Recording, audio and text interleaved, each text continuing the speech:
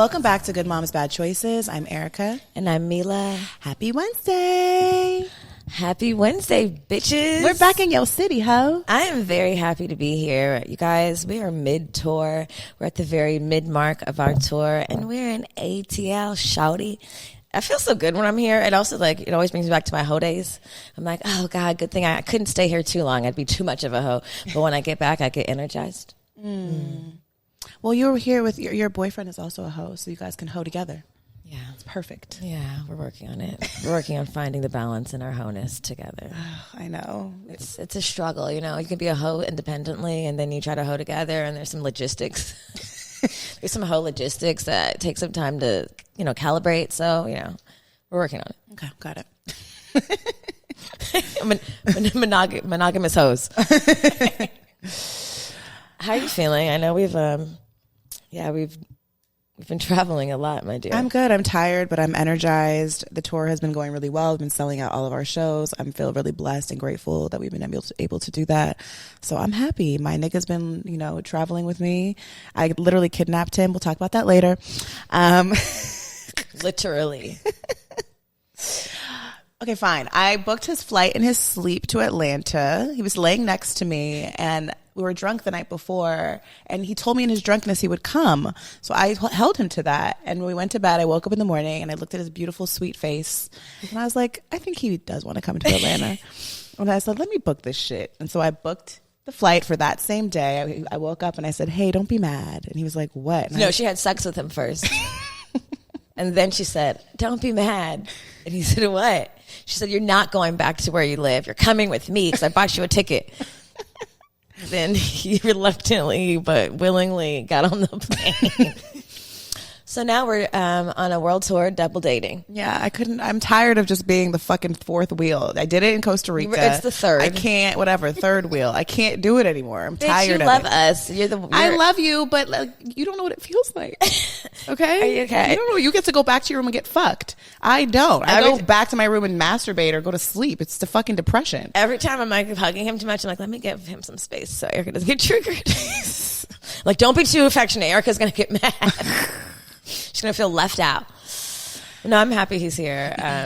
Yeah, we need help. Shit. Honestly, we have very special boyfriends because if you come into our cipher and you are not useful or helpful, then you can't stay. We need muscles and organization and shit like that. So can you help, or else what the fuck is the point?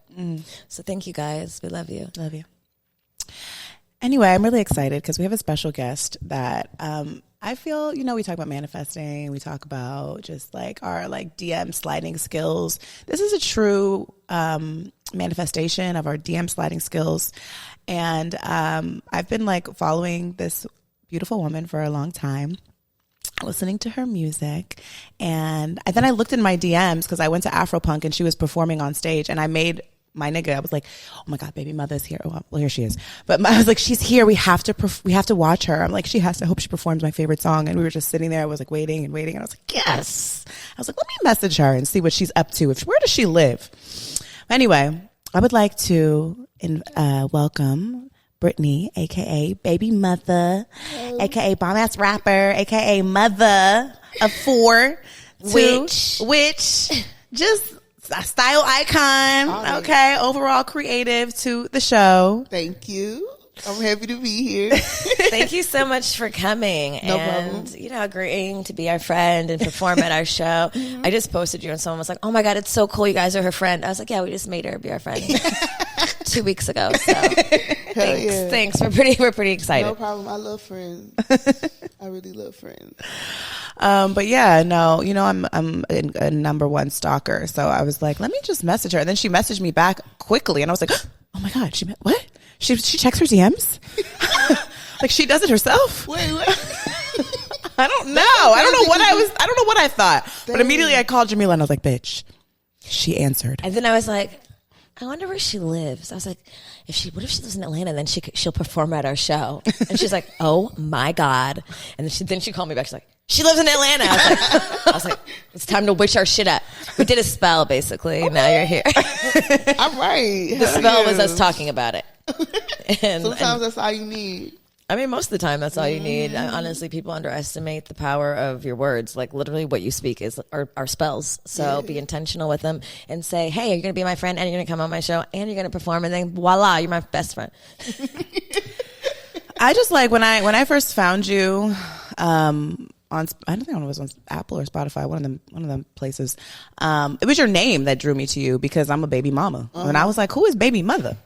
And I think just like our show, like people gravitate towards our name, Good Moms, Bad Choices. Like it's just straight to the point. You're like, okay, I like this bitch. What's she talking about over here? Yeah. It's so crazy because like when I first started, that name is what pushed a lot of people away from me, and I used to get bothered by that. But to hear it on the flip side, it's just like that's what I wanted in the first place. So I shouldn't care about who the name doesn't resonate with. Usually those people are weirdos anyway. They are. And your people, the people that are supposed to be your people will come. Right. You know, exactly. they'll come and then other niggas will fall back. And we need that. There's always going to be someone, like you can have an idea or birth something, and there's always going to be a hater or someone who doesn't like it. I think that's for the biggest lesson in this too. Hella people are like, this is not a good idea. I feel more comfortable when people don't like my shit though. Because usually when it's like something that everybody likes, it's probably either very bad or like... Yeah, it just never be, it be overhyped. Like when the masses really gravitate towards it, it's just like that. I don't get it. It can feel, I feel like maybe it can feel probably scary because it's like, okay, how do I maintain this thing, right? And then you become like a prop, whether you want to or not. Like you become some sort of symbol of something that you probably wasn't even trying to be in the first place. You was just trying to. Right. You get held to this standard of like everything. You were perfect in the beginning. What the fuck is happening now? It's like, I'd rather be imperfect at the top so that when I am perfect, they're like surprised and you're like, oh shit. Exactly. The majority doesn't really know shit. Like don't. The majority of people don't have style. The majority of people don't have taste. So you're right. It's like, it's like, you know, it's they have to be told what to like in the first place. So it's just like, I'm not pressed. It's okay. Well, now that we're best friends and all, just tell us more about yourself so we could be more best friends. Like, how did you get started? Like, tell us how you came to be an artist, BbyMutha. Like, what has been your journey? Oh, man. I feel like I've always been an artist. I just was raised by the wrong people or something. Or the right people. It doesn't, with the right people, it doesn't make sense. My mom's can paint and draw. Like, my mom's an artist, and my dad's a barber. So I just feel like they would kind of like, you know, connect more with like the artistic side of me. But no, they just wanted me to be very, very smart, and that's it. That's all they wanted was for me to be smart. They didn't care about anything that I wanted to do artistically. I've always drawn. I've always wanted to do fashion design. Like, I've always written poetry. And so like those were like my things, but what got nurtured the most was just like school. Like I was in gifted classes pretty early, which is weird. You separate kids from other kids because they're quote unquote too smart, which doesn't even make sense. Like, so that's like my beginning years. Is just like I wanted to do art, but I kind of like had to suppress it because of my parents. So then you get older, and you stop giving a fuck about what the fuck your parents talking about. And since I didn't have that outlet or anything to do to express myself, I started fucking. Okay, well that is an art form in itself. Yes, and so I'm like from 12 to 17, I'm fucking like for no reason, and then 17, I have kids, and my life turns around. So then I started trying to do all these different things to like incorporate what I like to do with still pleasing my parents. So I'm going to school for cosmetology, going to school for fashion design, going to all these schools for shit you already know. Yeah, for shit that I already fucking know. And then I fucking entered corporate America. You know what I'm saying? That always sucks. That shit really. I can't even imagine you in corporate America. What the fuck was you doing over there, girl? I just was posting pictures. I was gonna say, can you pull up a picture of corporate America? I need to see this I will outfit. show y'all. I will dead ass show you because I pulled up pictures. I'm just like literally oh my God, it's kind of scary. Looking at normie pictures of me is so freaking scary because I'm just like, who the fuck was that? Like, if you guys are not checking us out on YouTube, please check us out on YouTube because BbyMutha she got bunny ears on, she got chains, she got a little schoolgirl outfit, her nails is popping. I don't see 1 ounce of corporate America possibilities here. Yeah, no, it was definitely that. I used to work at a call center, man. I was a call center girl. And then I did like a couple like retail management, like Forever 21. I was a manager of Forever 21. But then like the abuse and stuff at home. So I kind of just had to like leave. And I was homeless and I was pregnant with my babies, like my baby twins. I was homeless, pregnant. And that shit changed my life. Cause it's just like, damn, that shit showed me that I can do a lot of shit on my own. You know what I'm saying? Like being raised by my father's Muslim. So he's just like, wants you to be mad codependent on him. And, you know, he just wants you to suck his dick all day and make sure the dishes is clean. And that's not what I wanted to do in my life. But being homeless for that extended period of time with 2 little ones and pregnant, I just bossed up a little bit. And so when I got back on my feet a little bit, it was my grandmother got really sick and I came to stay with her. So I got back on my feet a little bit and that's when I just said, fuck it. I had made a couple of songs before, like when I was doing the corporate American shit. I had made a couple of songs, people was fucking with it hella heavy. But it didn't stick. I didn't care that much. But once I had my little twins, I was just like, I'm going to see what happens. And then that's when I decided to change my name. My name used to be Cindy Kush. Cindy Kush. Oh my God, like Cindy Lou. Yeah. Like Cindy Who from fucking The Grinch. I love Cindy Kush. Exactly. I heard you had a group called Money Over Niggas. Oh, yeah. That also resonates. Which I also love. That was in high school. That's what I'm saying. Me and my cousin, like I used to write poetry, so poetry just kind of turned into like rapping, and I would write songs for me and my cousins, and we would just like rap them shits in class. It never did too much. It was just me and my little cousins in school, bored for real. But yeah, Money Over Niggas. I might need to get that tattoo. Man, I wanted that tattoo so bad. We used to draw it on our hands, and we used to be like, "Hold up, can I still do it? I'm old. MON, Money Over Niggas." Not I'm old. Let's go get a tattoo after this, guys.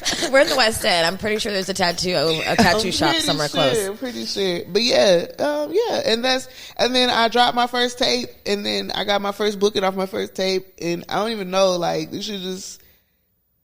And it's always been like really low key, like underground stuff, and I appreciate that aspect of it because whenever I try to cross over into like big people world, mainstream world, it get too nasty. It get too. I don't like it. I don't understand what type of time the people be on. I don't understand what they be wanting from me. I don't understand what they want me to do. And the stuff that I do understand, I'm not gonna do it. So it's a whole other language. Yeah, it's like I just want to do what the fuck I'm doing right now. Like I can get bigger like this. I don't have to subscribe to the status quo. Yeah. You know what? Your longevity, you're gonna have more longevity that way anyway. I believe that. I want to go back to your childhood because I know from my researches that you grew up in a pretty religious household. Is it on both sides? On both sides. Like your mother, she's a Christian, right? Yes. That woman, you would think she knew Jesus personally.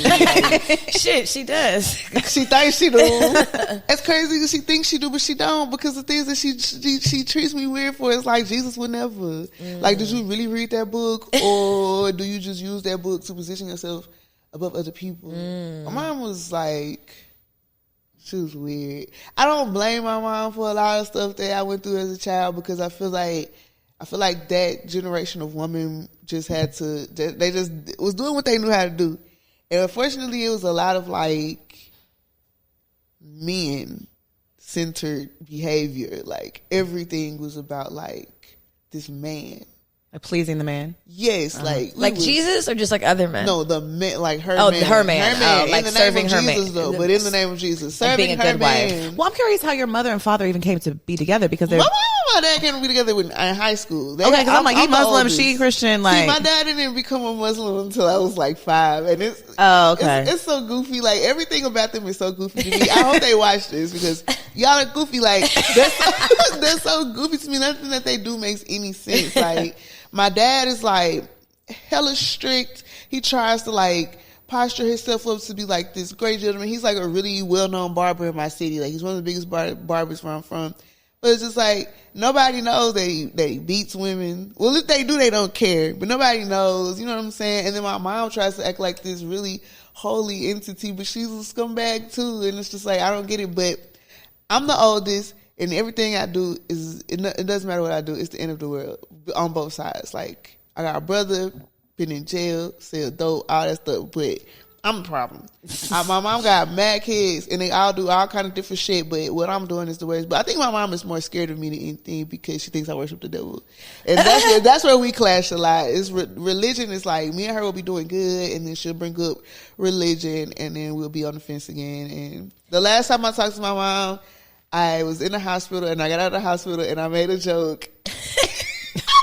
I used an Instagram filter, and it had like you can put your face look like Jesus is holding you. and I posted it, and I was like, I rose again. Fuck Jesus. Jesus ain't got shit on me, and she blew my phone up, like went in on me, and I went in on her because I'm tired of that shit. Like I'm tired of that. Like so, yeah. I haven't talked to my mom since then, and yeah. Where did she get that you worship the devil? Does she think just anything against Jesus, like a lot of people, is the devil? Because I talk about the devil a lot in my music, but the gag is I don't even believe in the devil. The devil's not real to me. So growing up Christian the way that I did, I just noticed very early on how people would demonize my mom because she was a single parent. You know what I'm saying? And so like I called myself the devil's daughter, not because I think my mom was the devil, because that is how the world sees black women with children, and even like little black girls. Like we don't even get a chance to prove who we are. We're automatically demonized. You know what I'm saying? Like that is the metaphor. And my mom being an artist, I would think she would understand that, but she don't care. She don't care. And I've tried to explain it to her, but she don't care. It's just metaphorical to me, but to her, I worship Satan. It don't help that I always talk about sex and shit too. I'm pretty sure that's part of it. So, well, welcome to the club. Yeah. I know I asked you before we started if you consider yourself a witch, and she said yes. I know, like 6 months ago, me and Erica were like, we'll privately be witches, but she's like, don't say it on the show. She's like, people are sensitive about the word witch, and then I don't know. They really are. They really are. But it's like specifically like black people too. Mm-hmm. Like I think people underestimate how much slavery is like indoctrinated in our cellularly. Right. So like any mention, like anything against religion seems just like so terrible, but I think it's because like there was once upon a time for practicing our native, indigenous, whatever. Like it was punishable by death. Right. So now if you talk against it, it feels like so terrible. I mean, even making jokes, because me and Erica are water signs, we're dark, and we make weird jokes. But yeah, I think that religion for a lot of people is like a cloak to their true selves. Mm-hmm. So you could do evil shit and be an evil person, but in the name of Jesus, yeah, you know what I'm saying? Like, bitch, you ain't fooling nobody, right? So that's interesting that those parents produced BbyMutha. I mean, when you being raised on two opposite sides of the spectrum, because my dad is not like a holy Muslim from like wherever Muslims come from. You know what I'm saying? He's a black man in America that's mad at white people. And so he listens to Farrakhan and all kinds of stuff like that. And it's just like, my mom literally won a custody battle with me because she brought a coloring book to the custody hearing that my dad brought me that had poems about like the black man, the man that's black on the outside, white on the inside, the Oreo cookie, and then like not the like, coloring book. Yes, a coloring book. Wait, these were his poems he wrote inside? No, it was like when you're in like this FOI, this Islam or whatever, that they have like all of this like propaganda low key, and it's just like, white people are whatever, but come on now, like a whole coloring book for the kids that's like building this hate early against white people. You know what I'm saying? Like, teach our kids to be aware, but like this is violence. Like you're you know what I'm saying? It's like if it was the other way around, it would be considered ISIS. You know what I'm saying? Right. So it's just like yeah, that shit was weird. I don't know. But then you go on the other side and you're raised by these people who are like fake kind, but then you see the hate. It's like it makes you kind of like run away from both of them shits, and it makes you just want to more kind of like connect with who you are and what you believe in, because there are some things in Christianity that I agree with, and there's some things in the Muslim religion that I agree with, but it's not the end all be all. I feel like religion should be personalized, Absolutely. We're all different people. Yeah. I like what you said about like why you called yourself the devil's daughter and how people demonize like single black moms specifically, and like probably even growing up in the church, you still feel the shade and you see it. Like, yeah, like it's so crazy when you're a single black mom and no one says that shit about the black dad. Like it's just a stereotype and an energy that goes with it. Like something must be wrong with you, and how you interpreted that like as a child and how you felt that shit growing up. Yeah, I would see people like, I would literally see people come in my mom's face and be in our face, like, oh, and literally the minute my mom would turn her back, like, I see that shit. Like, my mom don't see it. She's too busy trying to people please. Like, I see that shit. I see how people look at you. I see how people offer you things out of like pity, not like because they respect you because you're doing your thing. Like, you know what I'm saying? Like, if I see a single mom and she going through something, and it's like, if I can help and I want to help, it's not because I feel bad for her. It's because like, damn, like, I know how this shit is. This shit sucks, bro. Like, here you go. It's never that you're always beneath people. You know what I'm saying? And the more kids you have, the worse. My mom had 5. So it's like, yes. Everybody makes you feel like whatever you're going through, like, if you have a man, you should be grateful because nobody's going to want to be with you anyway. So be grateful for what you have. Like, take what you can get. Like, bitch, please. It's just a lot of stuff that I watched my mom go through that kind of like made me kind of want to be the woman. And not even just my mom, but like my dad's wife, like the woman that my dad married. It's just like, no. I can't do it. I can't put myself through it. And I can't let my daughters watch me go through the shit that my parents went through. Can't. Well, I guess basically when you ran away too, or like, I guess going back to when you said your creativity ended up being in the form of fucking. I mean, I think a lot of people when they feel repressed and they feel like, especially as around that age, like around 12, 11, really even, is like you start really understanding your body more. Boys start giving you attention. And if you don't have any sort of guidance, anybody having conversations with you, you run towards that shit. I know I was very promiscuous at a young age because no one was having these conversations, and I was getting validation and attention from boys early. So I was like, fuck it. And they were definitely having those conversations with you. Like, if you didn't know nothing about sex, your parents teach you nothing about sex. The little boys at school would teach you. I know. They'll teach you that. They will teach you quick. You want? Let me show you how to suck a dick real quick. Yeah. Like, let me show you how I like you more. Oh, let me see what all the girls, the cool girls are doing. Right. Yeah. Right. If you like me, you're gonna do this. Yeah. Exactly. And then in some ways, it kind of like for me, I think because I jumped in quick. I was like, this seems fun. You know, and like, fuck what my parents said. This is fun. But it seems like, I think for a long time, I had this epiphany recently because, like I said, literally, truly, like, I was hoeing in Atlanta. Not like, whatever. But I was in college. I came straight from high school and moved to Atlanta, like, around the corner. And I was so disconnected, but doing it all the time. And I just felt, you know what? And my mind was like, I have control over this. Yeah. Like, I'm doing it because I want to do it. Right. But and I was like not connected to that. I be thinking about like during those times when I was having sex, like, what the fuck was that for? Like, I think I was like, I wasted so much of my body for what? Like, for what? What was I doing that for? I don't even remember. I remember the situations, but I don't remember what it felt like. It wasn't special. Nothing was fun about it. It was just, I was just doing it. Just literally just doing it just to do it. I think a lot of us go through that shit. And it's probably about in the moment validation. And then it's so fleeting that you don't even remember the feeling after it's done. Also because like it be about the validation, but you don't get validated. You get degraded. Like, you get like a little bit of you gets taken away. Yeah. Like, why they do that? It's like it just chop you down more and more and more to the point where then you get to a point where you feel like you absolutely feel like you have to do it because everybody knows that you done already fucked this person. So now you have to fuck because you're not going to get anything if you don't do that. Like, Or like just subconsciously you just feel like, you should you join, like, I don't know, like doing somebody a favor, like he did take me home. that is, and they will make you feel like that way. Like, boys are so predatory and nobody talks about, especially high school boys. I can think of so many situations that I've been in where niggas put me in positions where I had to do something that I didn't want to do. It's right. Nobody talks about that.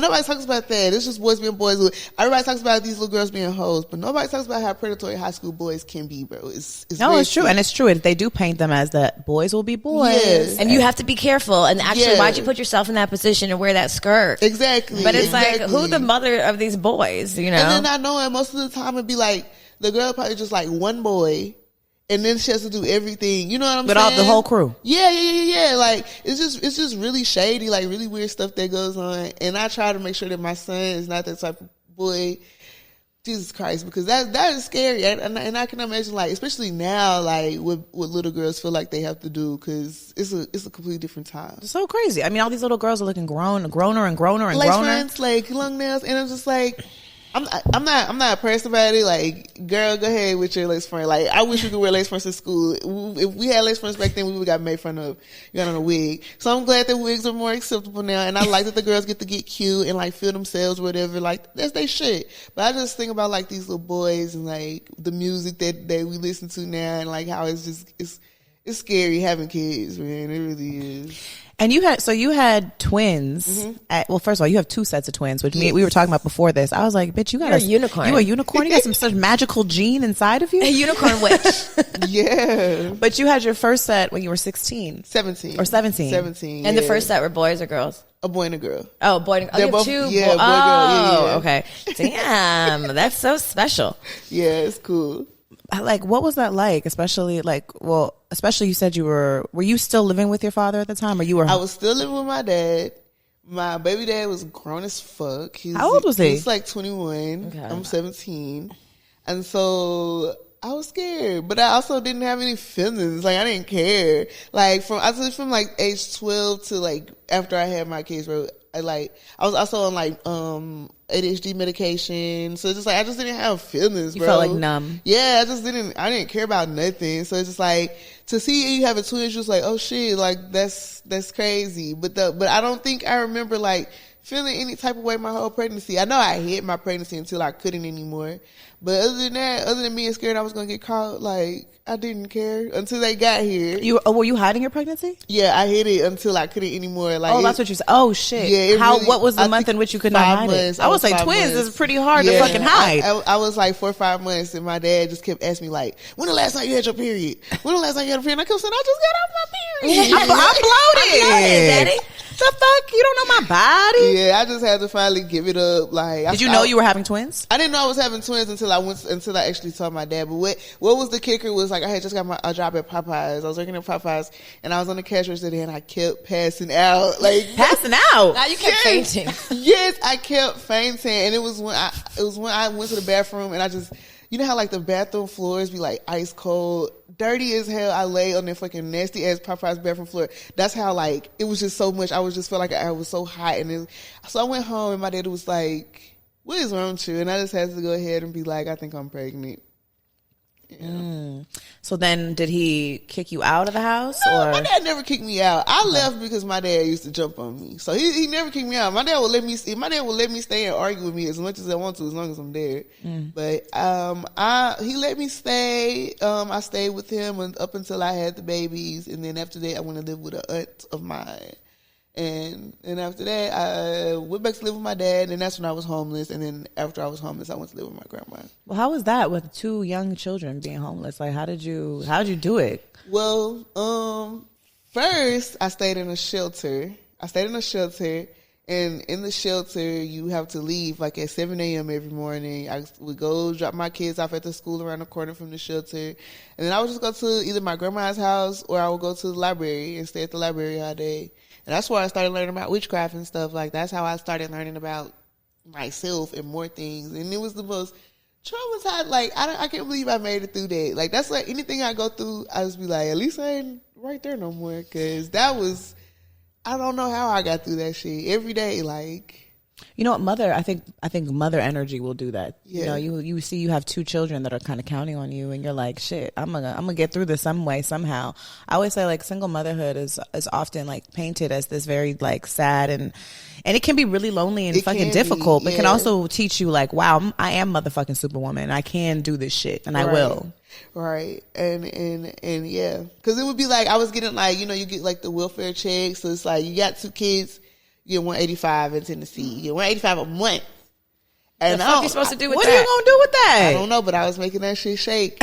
In some kind of way, I was keeping my hair done. Like, well, you know, like, that's going to get done shit. Like, nothing else. Like, I was going to braid my own hair. Like, keep some little braids. And that was a cheap little hairdo, cheap little $10 hairdo. Go get some braiding hair. I was going to keep my hair done.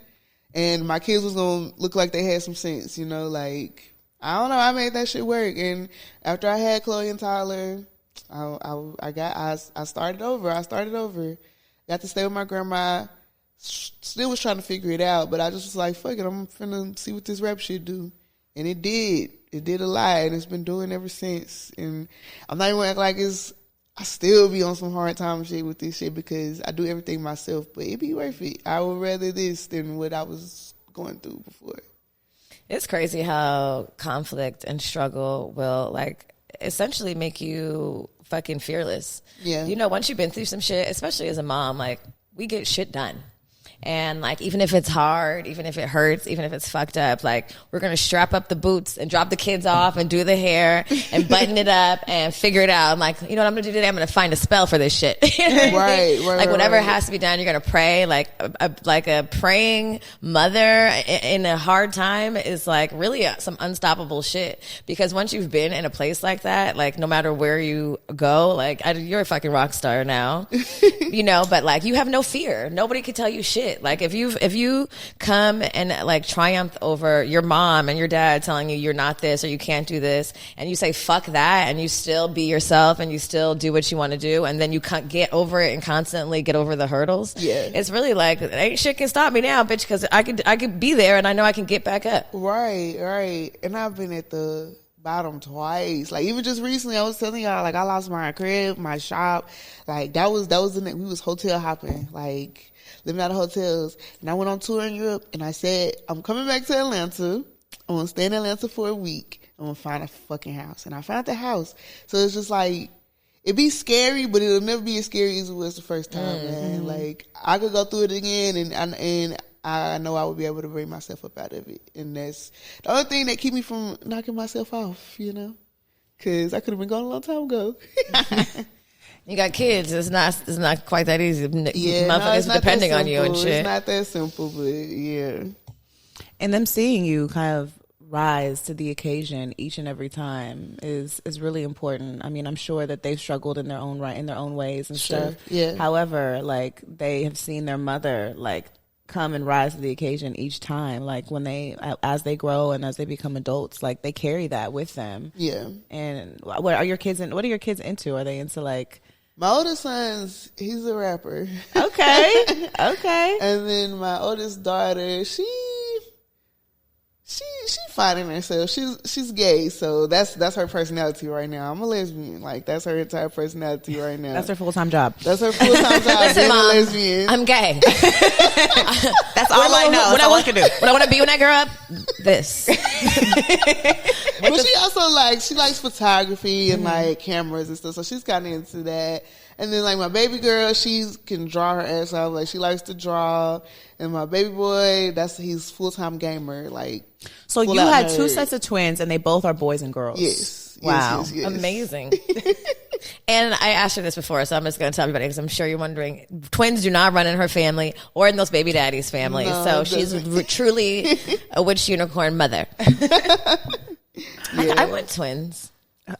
Okay, so don't take this offensively, but I literally, when I got pregnant, I said, because everyone kept asking me if I was having twins because I was so big, and I was like, twins is the devil's work. I was like, yo, if I get twins, I'm gonna die. I'm gonna give one of these motherfuckers away. No, I feel like you think that because it is a lie. Like I'm not gonna act like it's not a lie. Like two babies on each titty. But see, it was different with each set because my oldest said it would be like, okay, one would be hungry, but the other one wouldn't be hungry for like a couple hours. So you got little breaks in between. Yeah. But I don't know if that's always the case for everyone. God was looking out. No, with my baby twins, like you want to talk about the devil's work. First of all, they're Scorpios. They were born the day before Halloween. Oh. They are the devil. They like both of them are insane. It's your reincarnation. Hey, I'm a Scorpio.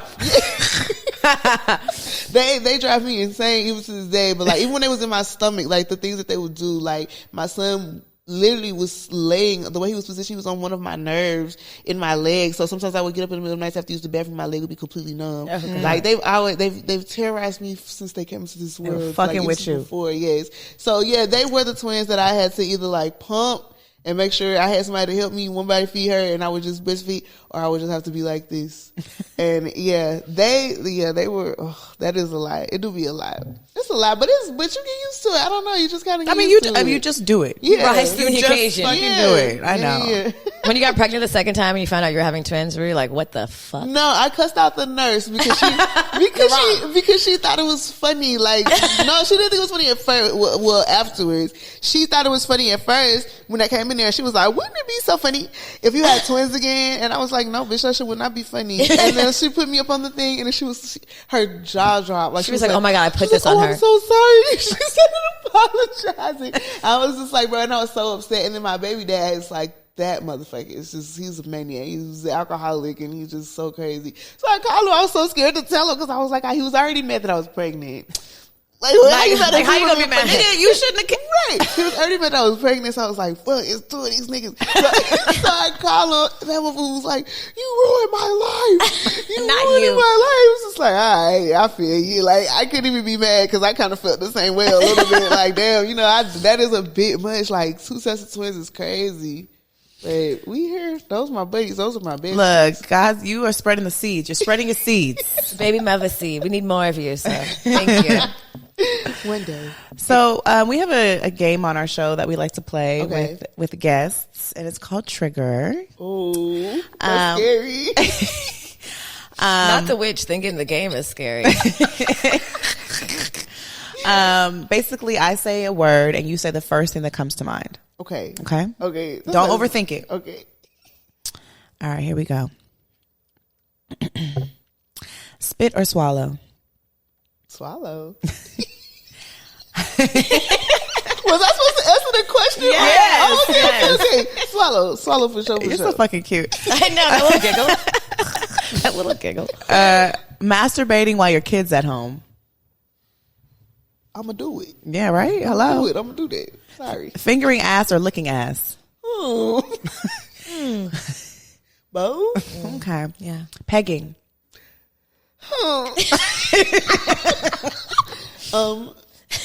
I'm with it if they with it. Female rappers? Awesome. I guess. Awesome. Yeah. That was generic. I'm sorry. Okay, generic. I will say that. That's Okay. how I feel about it right now. Generic. Yes, it's giving very generic, but They're here. They are here. They are Yes, here. they're here. Religion? Unnecessary. Non-monogamy? If that's what you into, that's cool. I'm not into that. I want my man to myself. Virgo. Big Virgo energy. Yeah. Mushrooms? Cute. I love mushrooms. Childhood?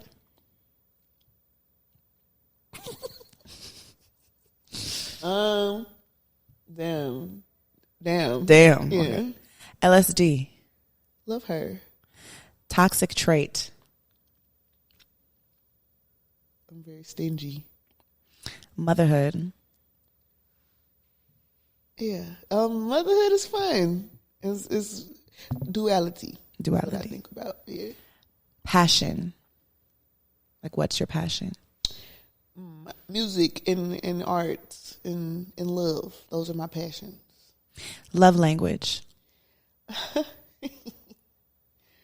Buying me shoes. Oh, so gifts. You like gifts? Yes. Your boyfriend's in here. You hear that? I know, bitch. I know. She needs some more shoes, nigga.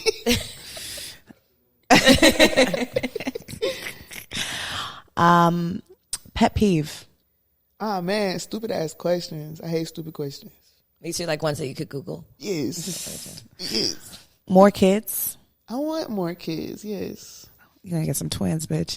Maybe you'll fuck around and get some triplets. Oh wow. Biggest regret?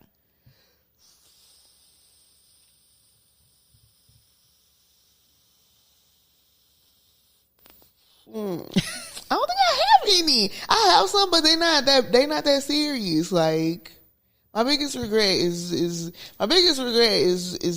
being friends with a light skinned bitch. Oh, Hold up.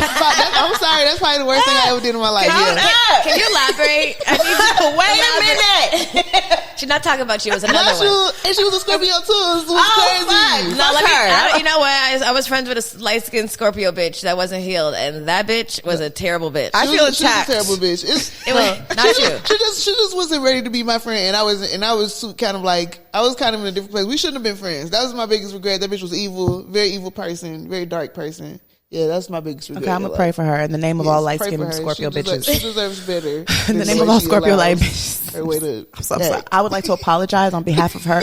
Well, I'm happy you still like friends after that. You know, some bitches they pick one fucked up friend. They're like, fuck bitches. At least you're like open and your friends. I want to find my friends, bro. I want friends. I want bitches to like pull up and do shit with. I be at the crib with my kids. Like, and my boyfriend, like, I want friends. I will never turn down the idea of like a new friend. Okay. That's good. Wow. I'm sorry. I'm so sorry. Favorite position? I think I just like it from the back, bro. That's my shit for real. Celebrity girl crush. A lot to do. My celebrity girl crush for real. Damn, I don't even know. I can't think of one off the top of my head. Okay, all right, that's so good. Do you like girls? I love girls. But I can't think of one off the top of my head. Who could I give it to? Because I feel like I'm on the spot. Who could I give it to? Who would I give it to? I don't even know, man. I don't know. I can't come up with that one. What about marriage? How do you feel about marriage? I want to get married. You do? Okay. Favorite drug? Well, I'm gonna have to say it's gotta be a tie between coke and ketamine. Coke and ketamine. I've never. I did ketamine one time with my white friends. That's what you do it with, yeah. You do. I mean, you don't really be around black people. I'm like, you got the K? Like, no. And I know. I'm from LA. So I'm like, and I always said, like, I'm never going to do ketamine. It's for a horse. And I'm like a small puppy. Like, that wouldn't work. It's so nice. It was pretty chill. I would only feel comfortable enough doing it with my white friends. But I was like, this is groovy. I guess I feel a little drunk. It's one of those things that, like, for me, it's helpful. It's resourceful. It's also like the opposite of cocaine. Yeah, and it like it make you feel good, and it put your like my brain don't shut up, so it puts my thoughts in folders, and it allows me to get shit done and like think clearly. So that's why I like ketamine. Oh, thoughts in folders. Yeah, I like that. Because my thoughts are not in folders. They're definitely they're not all over the floor. Yeah, that's what I'm tipping toeing through them. Do you know your other signs, like your rising and your moon? Yeah, I'm a Capricorn rising. I'm a Pisces moon. I knew there had to be some water in there. Yeah. That's why you need the folders, bitch. That's that Capricorn. Yeah. Hell yeah. Oh my God. So also on our show, we ask our guests to have an affirmation. Do you have an affirmation? Did you think of one? Man, this is it before I came, and I was trying to think of one, and yeah, I'm not good with the affirmations thing. That's something that I'm still working on personally. Like, I started doing this thing where I get up in the morning and listen to like this YouTube lady tell me all this shit about myself. and it be like, and it helps, like, it helped me get my juices flowing, but like to come up with them on my own, I don't know what to tell myself to. I mean, maybe I do. I write music all the time that could be considered affirmations. Absolutely, poetry. You have a lyric that we could use as affirmation? Yeah, we could use I'm gonna get money regardless. I'm gonna get money regardless. Yeah. Yep. I like that affirmation. Yeah. I'm gonna get money regardless. No matter what. No matter what. So yeah. For sure. Hell yeah.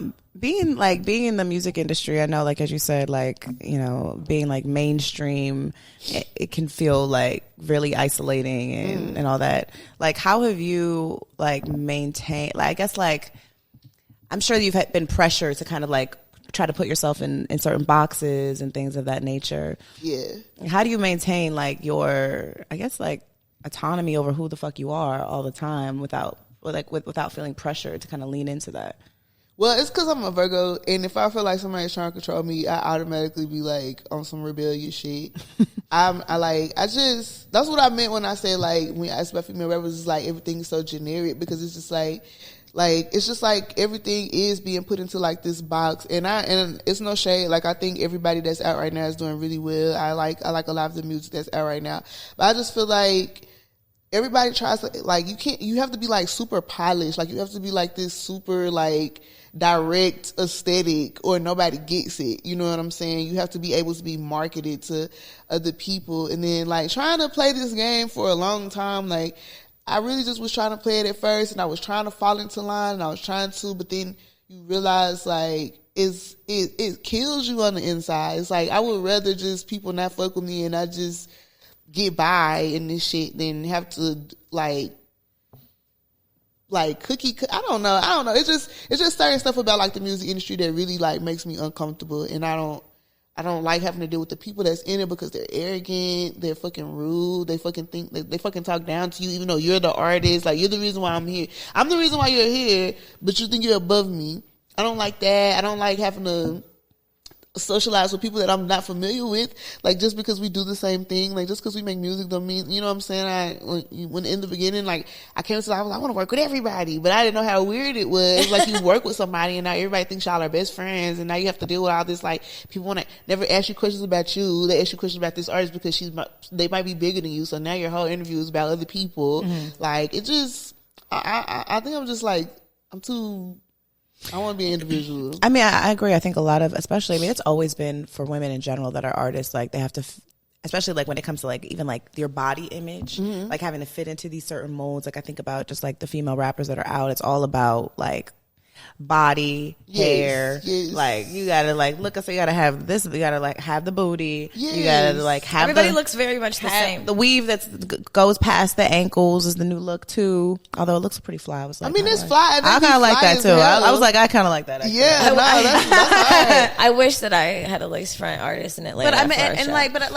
as a fucking mother, first of all, I don't have time for all that. Yeah, no, I don't have the funds for all that. I don't got the funds, but also I feel like a lot of these women too, like, they're not mothers. Mm. Some of them are, like, you know, look at Cardi B and shit like that. But, like, there's this unrealistic expectation of what, like, we're supposed to look like, and it's like, no, bro, like, this is me, and this is what works.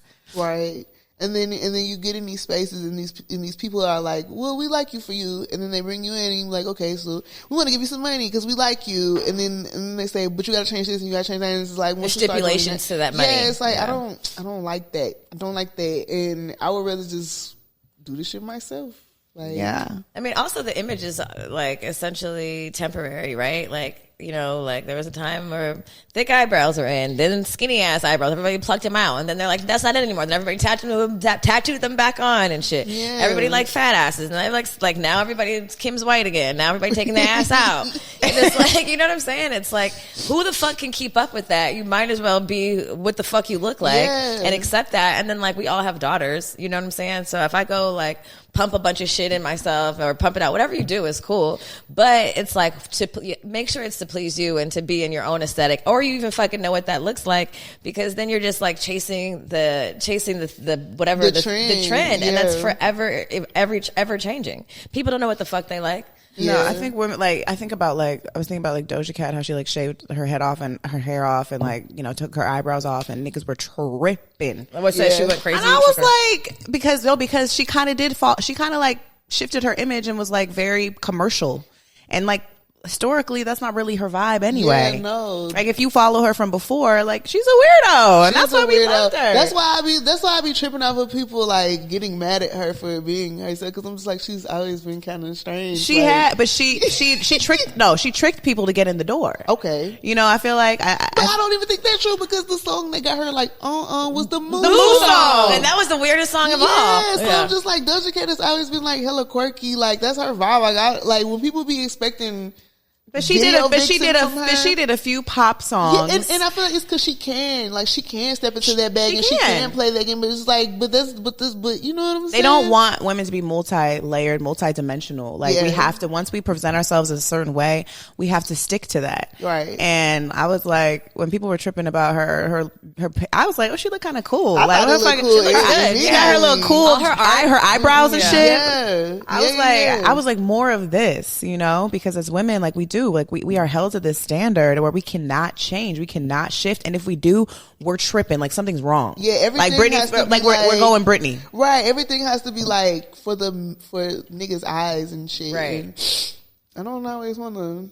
Sometimes I want like Alien. Yeah, Like, I don't even like niggas that much. They are no dead ass. like, why are we shifting for them? And niggas have horrible taste. Horrible. And They niggas don't will know. fuck anything. Oh, They, my- and admit it, like they will. They say, you know, like we really only we can fuck a hole.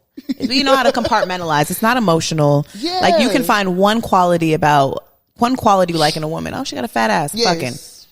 Or she's cute. She got a cute face. Oh, she got a nice mouth. I'm gonna put my dick in there. Yeah. That's Like- just sad. So Whereas yeah. women, I mean, we could do that too, but more times than not, there has to be a little bit something else, Right. A little bit more something else. Right. And that's why women be tripping, and that's why we be killing niggas.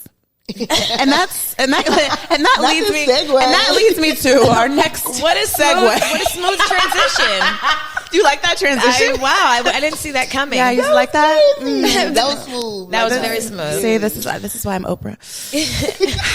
You know, it is October, and you know we're all some witchy bitches.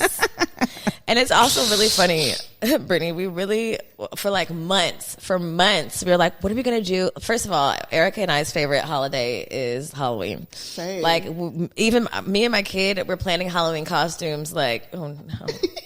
Sorry, guys. What is that? My spit. Planning fucking Halloween costumes in goddamn May. And I'm Yeah. like, Luna, we have 8 months. We don't have to buy it right now. But Ari already has her Halloween costume. I know, and Luna's pissed because I haven't got hers yet. I'm like, just chill, we're gonna get it. But we've been talking about how we're like, I want to do some creepy shit for Halloween. Like, I want to maybe we should learn about a serial killer woman and a daughter, and let's talk about it. Let's get drunk and talk about it. We've been really thinking about how we're gonna elevate our Halloween episode for fucking months. Are we gonna get drunk? Are we gonna get drunk? Is that a question? Bitch, what? Hello? We didn't bring anything to get drunk, Erica. What, like right now? Oh yeah. Oh, right now? Yeah. Oh, we could get drunk. What you doing after? Come on. It's only noon. I thought you meant on Halloween. I was like, absolutely. Oh no, She means no. right now. I know we should have got. I meant to bring you tequila. Listen, I looked at your page and I was like, damn, she's a witch. I could tell. Then I was like, damn, she likes tequila like us. I was like, bring tequila to the recording, and then we're always late, so that didn't happen. Nah, Fuck. it's fine. It's fine. We We're gonna drink can after we this. can get tequila after this. Okay. Anyway, we really wanted to do a story about a killer, and in Erica's deep Google research, she found out that she discovered that you have a female serial killer lineage. Yes. And we were both very intrigued and also like, damn, we really are witches, because not only did we manifest you at our live show performing and being your friend, now we manifested that you're the Halloween episode and you just happen to have a serial killer woman in your family.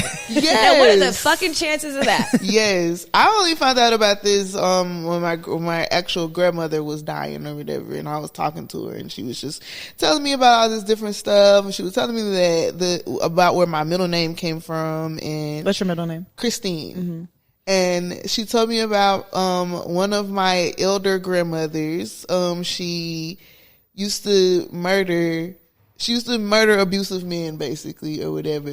But she never really expanded on that detail because she was saying it like she was like upset, like she was saying like it's not a good thing. Like she was mentioning like my music and my witchcraft and all that stuff like that. And she was like, and this is like the spirit of this and this and this. She was a very Christian woman too, and she was like, that's when she told me about it. But she didn't want to give much detail. So it's just like I don't know much. I don't know a lot at all. She don't know if she got convicted. This was like a family secret. Everybody just knew. She didn't tell me. She's like, She don't didn't piss tell me. Christine off. Right, she didn't tell me. And of course, like, my mom isn't going to talk to me about it at all. So it's just like, I'm going to have to, like, really dig deep and try to figure that out and try to see if I can find that. And, yeah, I don't even know what time period that was, but I want to find that out. I ended up making an entire album based upon that story. But I had to leak it because people was playing in my motherfucking face. And They were what? They were playing with me, like trying to make money off of my music without my permission. You know what I'm saying? So I just leaked it, and then it got copyrighted, but it's still available on the internet, or whatever. But what it was I brought up my 3 most like pivotal relationships, like with men, the ones that like made and broke me. You know what I'm saying? And I killed them off. Like I started off with like each one was like when you first meet them, you like them, where you fucked up at, and where you killed them, and it was like that. But how'd you kill them? Different ways. I had a song called Decapitate. Oh. Yeah, it was different ones. Yeah, it was different ones. How healing. I know, that sounds very healing. Like, do I need to kill a couple niggas? It was, in my journal? It was so healing. We locked in the studio for like, we made the album in 3 days. Wow. We locked in the studio off like hella like shrooms and shit. Like really just got like real like in there. And we did that shit. And just for me to have to waste it, because motherfuckers thought that shit was just some like property or like, you know what I'm saying? Like, no, like y'all saw me cry. Like, y'all not just gonna throw this shit out there, right? Yeah. Without my permission. Right. That does seem very healing. That seems like a creative therapy in ways. Like, it was. Sometimes I think we forget that we can finish the story if we want to. Yeah. In whatever way we want to. Yeah. Mm-hmm. And that could essentially heal how you like change the story. Right. Exactly. What is that album called? It was called Christine. Christine. I love that. Listen, Christine, I don't know her life details, but it doesn't sound like she was a bad woman. No, it doesn't sound like she was a bad woman to me either. But I'm definitely. I just got my ancestry and shit done. Like I'm definitely trying. You gave your DNA. Huh? You gave the spit. You They spit. already got it, girl. If you have a baby in the hospital, at this point. I was like, bro, I've done so many spitting in cups and pissing in cups. They can have it, whatever they want to do with it at this point. Global warming, you know, whatever. But yeah, I found out I'm Nigerian, and then like I just really want to like get back into like digging to figure out where I come from, because I feel like it has to be interesting. You know what I'm saying? Of course, it's all interesting. Yeah. I just had a thought about like you coming from religious parents and you like being the exploratory spiritual, I'm going to do it my own way. I'm like, that's probably like a manifestation of that. I think when women like are like a lot of us have been repressed through religion and reformed and like you said, your mom's an artist, but now she's confused. She's definitely confused. You know, like I think like women like us, like you, are the manifestation of that repression, because at some point this shit has to come out, and it may come out in your seed. And then like here you are, and it's just like it's not, you're no longer gonna like, you breaking the cycle, and you're gonna do what you want to do, and it comes out this way, and it comes out, you're expressive, and you're putting your music out there and your art out there for everybody else to feel. So yes, you know, I know you said though you didn't feel like you identified with your parents. It's probably like you're the birth of their repression. Probably. You are absolutely right, because that repression runs very deep. Like I can see it around. Look, my dad used to be one of those people who's like, you better not cry. It would piss him off. Because he probably wants to cry really hard. He's probably hurting. It would piss him off if you cry. Like, he would literally whoop you for crying. Like, you know, so yeah, I definitely believe that could definitely be a thing for sure. And now you have the freedom to express yourself, whether that be in tears and music and your apothecary. Like, you can literally be expressive and vulnerable and not serve men or whatever. Like, you know what I mean? You can literally do you. Yeah. And without the attachment of feeling guilt or shame about it. And that's some powerful ass shit. Yeah. And rewriting your story for your children too. Like they're not going to, like, you've guaranteed that they're not going to walk that path that maybe everyone else in your family has had to walk. Right. No, they definitely are very free people. How do they feel about their mom being a fucking rock star? They're like, my mom's the shit. We be having fun. Like, they... Like, we're these fucking 8-year-olds at the club and shit. Like, they get to come to my shows sometimes. They be on stage. Like, it's fun. We have fun. Yeah. I'm taking them to New Orleans with me this weekend. Oh, for your birthday party? Mm-hmm. Oh, yes. It's going to be very fun. Dope. Yes, I love Speaking that. of holiday, wearing Halloween costumes today. I'm just like, yeah, they be ready early. They be so ready. I know. I've been telling my kid, I'm like, it doesn't have to be Halloween for us to wear a costume. True. It doesn't. It doesn't. But they just get geared up for it because it's like, that's their birthday too. So the whole month of October is always like Halloween shit going on. Yes, the vibes are high. The witchy vibes are high. Everything The is spirits in the are high, right? Like, aren't like the spirits very high in October? This is the time. Or October. like ancestors are coming to visit. Even early November with the Dia de los Muertos. Yeah. I swear to God, I'm going to Mexico and I'm going to experience the Dia de los Muertos. I thought it was going to be this year. It's not going to be this year. I also want to do New Orleans for Halloween. I want to do New Orleans for Halloween low key, but But I'm gonna do Atlanta. I went to Voodoo Fest one year in New Orleans, and it was, Is that around Halloween? Mm-hmm. How was it? It was amazing. Okay, yeah. But even when we went not a few weeks ago, or you didn't wait. Yeah, wait. I did. I was there. What the fuck? When we went there, I could feel the energy in New Orleans. You feel it there. No, New Orleans is one of those places, and also Hawaii is one of those places. Hawaii? Really? Yeah, it's Hawaii. Like I had a mental breakdown in Hawaii because that's you can feel that like energy, bro. It's some real powerful energy over there. Like I don't know what it is, but I learned a lot energy. of it. That shit humbled me. Like that shit made me feel very small being out there in Hawaii. I think everybody's really afraid to delve in the darkness. You know, everybody's like, it's devil shit. You know, like don't look at it. It doesn't exist. You know, even us talking about like murder and death and ancestors and spirits and like our witchiness and like spells and shit. People are so fucking scary.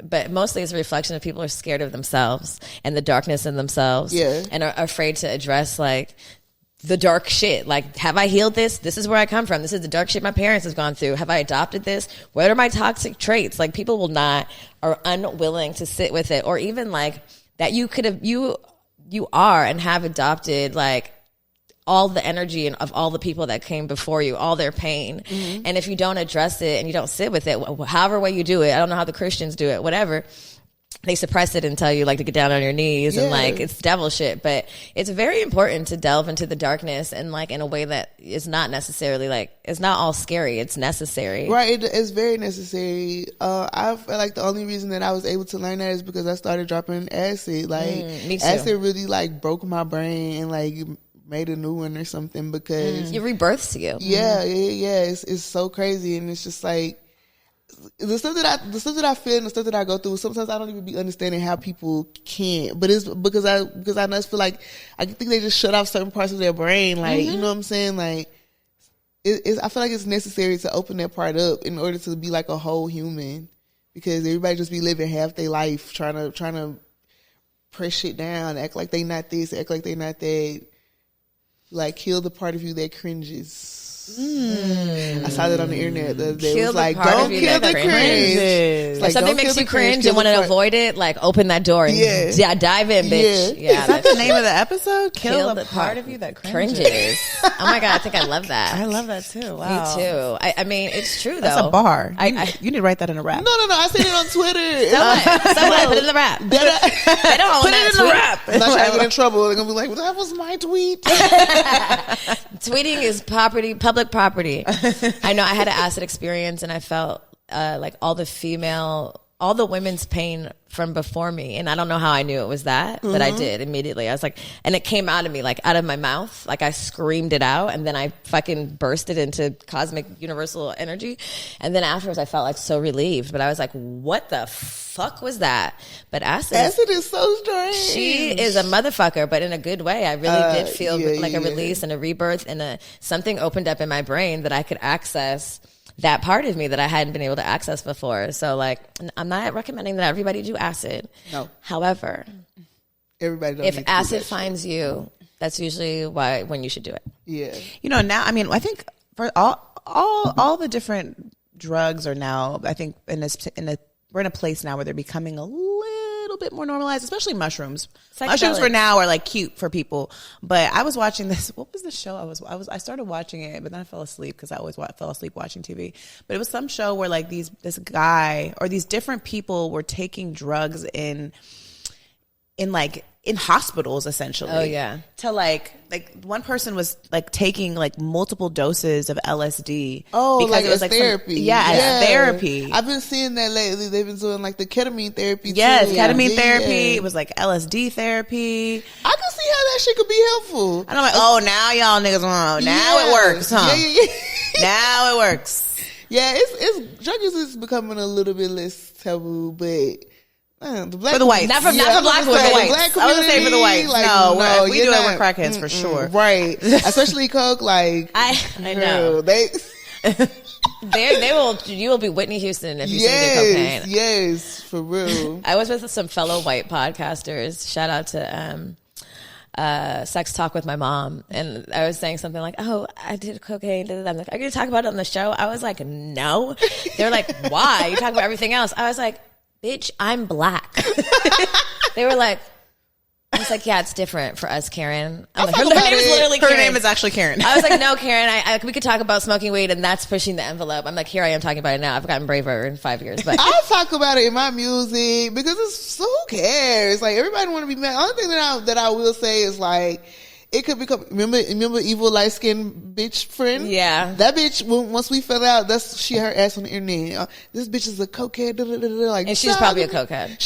She's not. But I'm just like, you didn't have no problem with it when we was, you know what I'm saying? And you did everything else with me, but coke is where everybody draws the line. Especially black people. And I blame like the crack epidemic, what it did to our people. I get it, but so what? You know how many fucking functional corporate cocaine white people that's I why know? I be tripping, because I'm just like, every rich white person I know does cocaine. We're from the Valley, so it's your like, daughter's teacher is probably doing coke to get through the day. honestly, I don't know how she would do it, but I mean, we're from LA, so it's very casual where we're from. But I realize that it's not casual for everybody. So I'm always like, has discretion, except today because I'm with BbyMutha, so I just gotta be real. That sometimes I will pull that shit out not thinking, just hit a little bump, and people be like, I was just like, oops, I'm sorry, I didn't realize. I don't really feel like that's real. I feel like that's very rare. I feel like most people do cocaine. I think most people do cocaine too. I think most people just are scared to talk about it because they think they're going to get judged. Yeah, and they might, and I might get judged right now on the internet. It's only very rare. It's a very rare occasion when I would like to party. Everything we say here is for entertainment purposes only. Are you entertained? Are you entertained? Oh my God. We ask our guests if they have a hoary. A horse story. It's horse story time. Do you have any recent hories? Yeah. Or not recent. Oh, whatever. I have one. I think, okay. So one time I was in Baltimore with my boyfriend, and he had an album live stream type of situation where Richmond. It was in Richmond. He's like, get it right, baby. It was in Richmond, and we had he was doing like this live stream situation or whatever. But before we live streaming, we getting drunk, like we taking shots of tequila, like straight out the bottle, or whatever. And so we had a rental car, and it's so funny because like for him to do this live stream, he had to wear like this full on Dickies jumpsuit with this record, like he's in costume basically, and so like he was like, I got to get ready to go on. But I was like, no, come on, let's go to the car. And so, like, the car was right in front of the venue, in front of the record shop. So I'm trying to fuck him in this car, like, right in front of the venue. And so he drives around to, like, the whole other side. And we, like, had, like, this full-blown out, like, quickie in the car. And everybody's looking for him, like, where the fuck Frank at? Like, where he at? He's supposed to be in there doing his job, and I'm fucking him in the backseat of the fucking rental car. So, yeah, that was a cute, huh? It was the first seat. Hell, She was drunk. I was straddling. Clearly, she had a lot of shots. He back there correcting her. It was the back seat. Yeah, we was both very drunk. His friends was like, That car was a rocking. yeah, because he had just moved to where I was at. So this was like his first time, his friends' first time seeing him since he moved. And they was like, Who's this bitch? they was like, no, they knew me, but they was just like, what have you done to him? He's so different. Like, I put that witch pussy on him. That's what I did. I think he was just drunk. Like, they was like, what have you done to him? I was like, damn, y'all ain't never seen him drunk before. But Did you make it to the live stream? he made it. He did a great job too. Of course, he did that. Magic pussy makes the magical live stream perfect. Yes. Yeah, he did a great He's job. activated. Yeah. So we asked BbyMutha to pull a card at the top of the show. We actually have a new deck. Thank you, Dutch, our fellow tribe member. Shout out to our ladies in Discord. If you haven't joined our Discord, we have a lot of women over there. It's an amazing community where women are literally talking all fucking day long. Like the amount of alerts I get on my phone. And the amount of angel number alerts I get, like I'm like, everybody in our Discord's a witch. They're like, it's 111, it's 333, it's 222. Sometimes I'm like, it's 330. It's like a different time and somewhere else. I'm like, wow, the witches are together, okay, in community. We might do like a community manifestation, like everybody at 111 Pacific Standard Time. Let's all put our energy towards this, because then that will definitely come true. Hell yeah. But Dutch came to. That's like a cult. That's kind of hard. But we're a cult of freedom. Oh This is the Good Moms cult. Is the cult of. We won't ask you to do no weird shit. Okay. Well, we will, but not no like. We'll do weird shit for your healing and your freedom. You don't like, do whatever you want to do is the weird shit. Can you imagine the world that we live in that doing whatever you want to do is weird? Yeah. To be you, it's crazy. It's, it's rebellious, revolutionary. Do whatever the fuck you want and be a woman. Crazy. Right. Say how you feel. Don't subscribe to niggas. Anyway, went on a tangent about our cult. At the Margarita Room, gifted us African Goddess Rising Oracle deck, and usually we use tarot for tarot time, but we're gonna try a little something different. So, what did you pull, my dear? It said Tanit, and it's like pleasure. It's like a. Isn't this the tattoo you have on your forehead? Kinda. This mine is from Sailor Moon. Oh, okay. Yeah. Like very similar. Very similar for sure. Okay, Tanit, goddess of pleasure, which is AKA freedom. You guys, this is also a part of the cult. Tunisia, temple conjurers. Element air.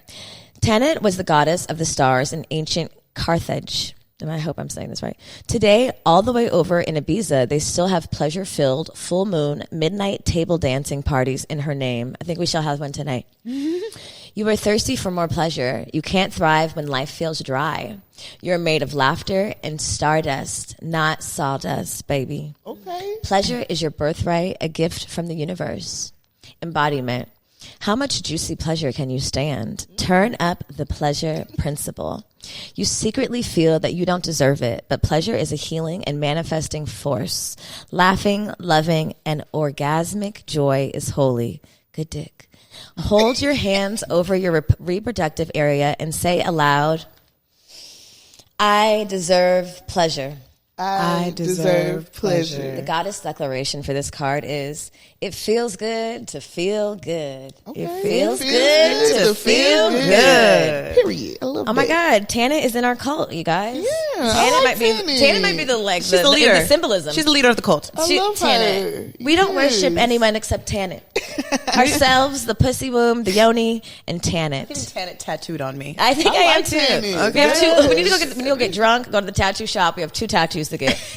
money over niggas and Tanit. Okay, well, our best friend agenda is full, you guys. All right. Wow. We have a busy day. Oh, yeah.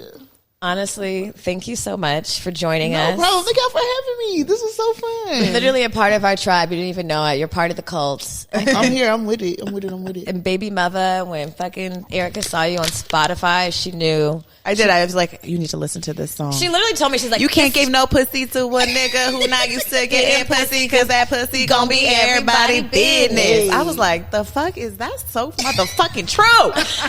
I was like, fuck, nigga did that to me. I should never give him no pussy. They always do that. Fucking weirdos.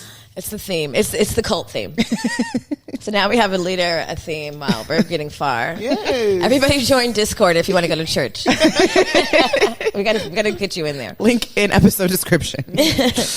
Thank you, everyone listening. I hope this episode has been witchy and you're enjoying Oculate October. This is the closing. I hope you make sure you do your own spell this month and this evening, and make sure you check us out on Instagram. We're fine. Good Moms _Bad Choices, or on YouTube, Good Moms Bad Choices. You can find me at Mila with an H _map. And Erica at Watch Erica on Instagram. And BbyMutha, where can they find you? And tell us where we can find your apothecary. Well, my apothecary is closed until further notice, but it will be back. But my social media, mostly all of them, I feel like, is BbyMutha, BbyMutha. I'm on all music streaming sites, but my newer music, I keep it on Bandcamp, BbyMutha.bandcamp.com. And yeah. What about Twitter? Because you be active on Twitter, huh? Yeah, BbyMutha too. BbyMutha, yes. I thought I saw like Motherlificent. That's like the tag. That's Girl, like the see, handle. I'm Twitter slow. Yeah, okay, let me. Yeah. Motherlificent is actually my latest project, and it's on Bandcamp. So you should get that. I love that. Well, let's go get drunk, bitches. Let's go get drunk, and happy Halloween. Happy Halloween. Happy Halloween. Thank y'all. Thank you. Bye, guys. Catch you next time.